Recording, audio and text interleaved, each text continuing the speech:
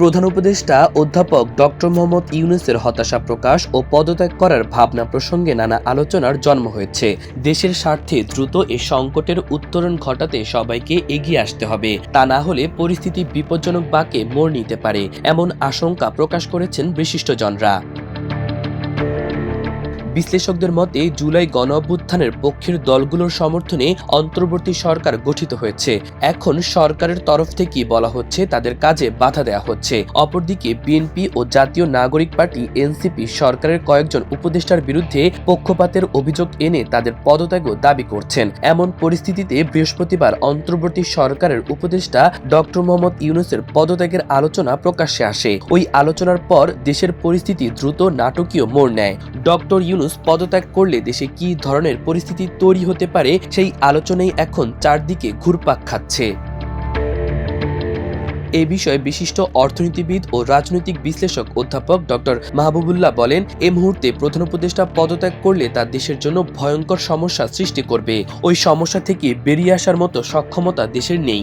তিনি বলেন, দেশে এই অনৈক্যের পেছনে পরিকল্পিতভাবে কলকাঠি নাড়ছে আমাদের প্রতিবেশী রাষ্ট্র ভারতীয় আধিপত্যবাদ। কোনো না কোনোভাবে গোলযোগ দেখিয়ে দেশ শাসনে ব্যর্থতা দেখিয়ে এখানে আবার পতিত ফ্যাসিবাদীদের নিয়ে আসতে চাচ্ছে। প্রায় একই ধরনের মন্তব্য করেন সুশাসনের জন্য নাগরিক সুজন সম্পাদক ডক্টর বদিউল আলম মজুমদার।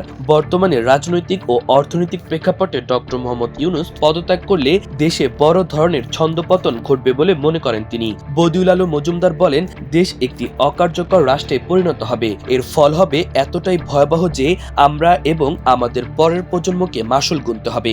পরিস্থিতি মোকাবেলায় জুলাই গণঅভ্যুত্থানে যুক্ত সব শক্তির ঐক্য প্রয়োজন মন্তব্য করে তিনি বলেন, দুর্ভাগ্য তারা এখন একে অপরের সঙ্গে দ্বন্দ্বে জড়িয়ে পড়ছে। ফ্যাসিবাদ বিরোধী শক্তির মধ্যে এই দ্বন্দ্ব যত বাড়বে প্রতিপক্ষ ততই সুযোগ নেবে। এছাড়া জুলাই অভ্যুত্থানের পর দেশের মানুষ এক নতুন বাংলাদেশের স্বপ্ন দেখেছে।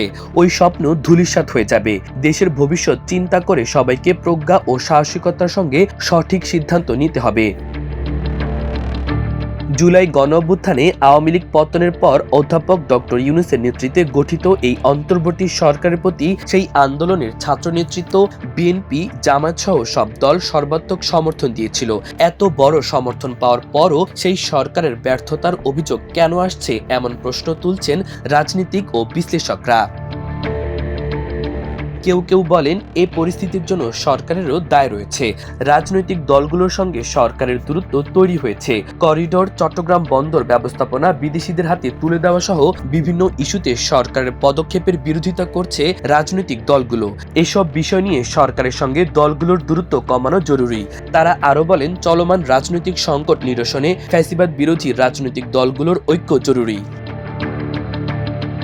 এ বিষয়ে ঢাকা বিশ্ববিদ্যালয়ের রাষ্ট্রবিজ্ঞান বিভাগের অধ্যাপক কাজী মোহাম্মদ মাহবুবুর রহমান বলেন, রাজনৈতিক দলগুলোর সঙ্গে সরকার কম কথা বলছে। কোনো কোনো উপদেষ্টার মনোভাব এমন এটি একটি নিয়মিত সরকার।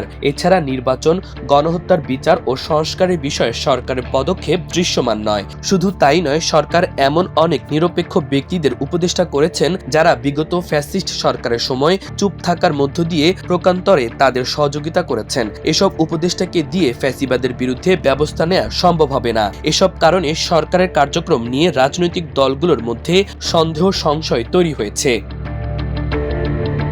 তিনি বলেন, পরিস্থিতি উত্তরণে সরকার ও রাজনৈতিক দলকে এগিয়ে আসতে হবে। যেসব রাজনৈতিক দলের জনভিত্তি রয়েছে তাদের সঙ্গে গুরুত্বপূর্ণ বিষয় পরামর্শ করে দেশ চালাতে হবে।